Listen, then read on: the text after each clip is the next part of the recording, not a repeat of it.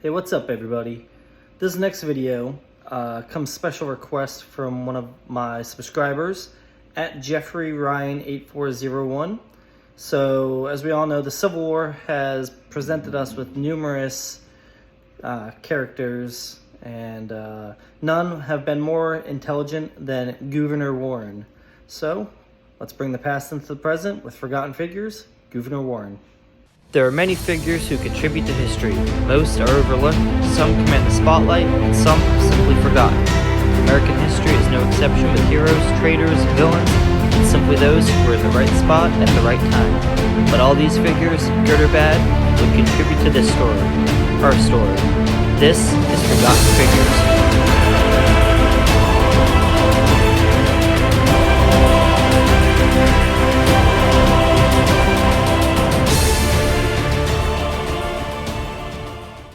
Warren was born in Cold Spring, New York on January 8, 1830, and would be named after local congressman and owner of the West Point foundry, Gouverneur Kemble. As pivotal as he would become, his sister, Emily Warren Roebling, would be equally important and go on to have an important role in the building of the Brooklyn Bridge. I had mentioned in the intro that he was intelligent, and he entered the U.S. Military Academy at West Point at age 16. He would go on to graduate second out of 44 in the class of 1850. With his graduation, he would be commissioned as second lieutenant in the Corps of Topographical Engineers. He would help study the Mississippi River, surveying the Delta, and leading studies on possible improvements to Rock Island and the Des Moines Rapids. In 1854, he would be reassigned to the Office of Pacific Railroad Explorations and Surveys, with the main objective of scouting possible Western Railroad routes. While performing these duties, he saw his first combat action in Sioux territory at the Battle of Ash Hollow in 1855. This would be one of the many first encounters with the Sioux, an engagement that wouldn't see its conclusion until 1890 during the Ghost Dance War. The various native tribes could present their own Forgotten Figures video, but back to the current one.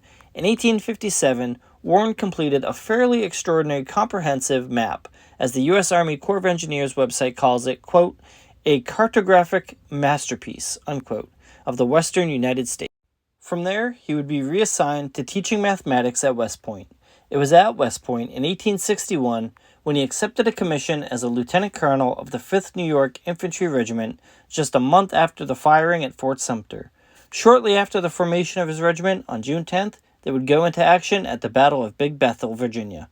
The Confederates would win the engagement, but Warren would earn a promotion to full colonel that August. His regiment would then go on to be attached to the larger Army of the Potomac under General McClellan for the 1862 Peninsula Campaign. He served well in the Siege of Yorktown and in the 7 Days Battle before being wounded at the Battle of Gaines' Mill, but would still lead his troops days later at the Battle of Malvern Hill, where his regiment was instrumental in holding off an overwhelming Confederate attack. The Battle of Second Manassas and Antietam followed, the latter leading to his promotion to Brigadier General of Volunteers on September 26, 1862. After serving in the disastrous battle at Fredericksburg, he became the chief topographical engineer of the Army of the Potomac, no doubt for his intellect, but also due to the continued failed frontal assaults up Marye's Heights. Now, up until this point, Gouverneur Warren had proven to be a steady, stable leader, but he hadn't really set himself apart. That is until July of 1863 in the sleepy hamlet of Gettysburg.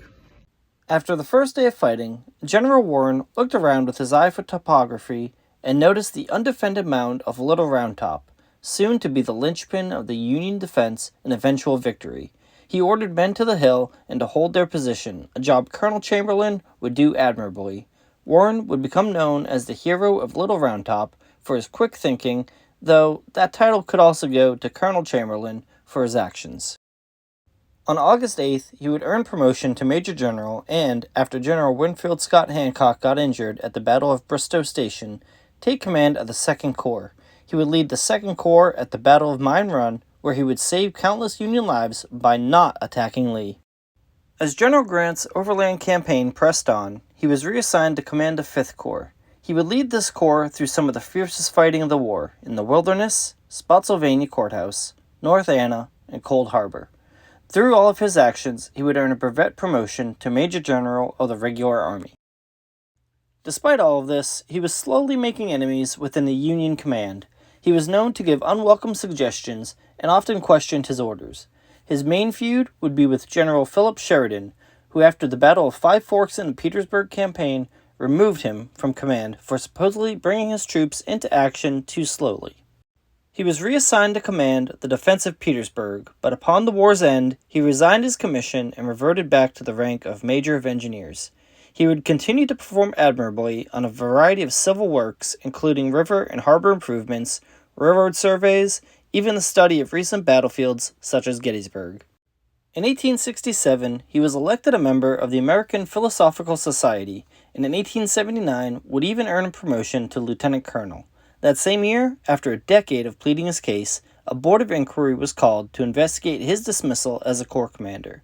The board sided against Sheridan, stating there wasn't enough grounds for his dismissal. On November 21, 1881, President Chester A. Arthur directed the findings to be published.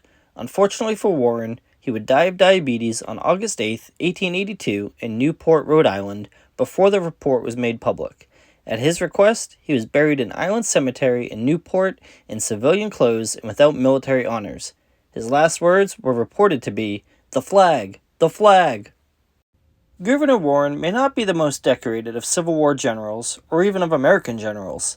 In all, he served admirably, and like fellow Union General Ambrose Burnside, he was a solid corps commander, and he would use his engineering eye to fight the war.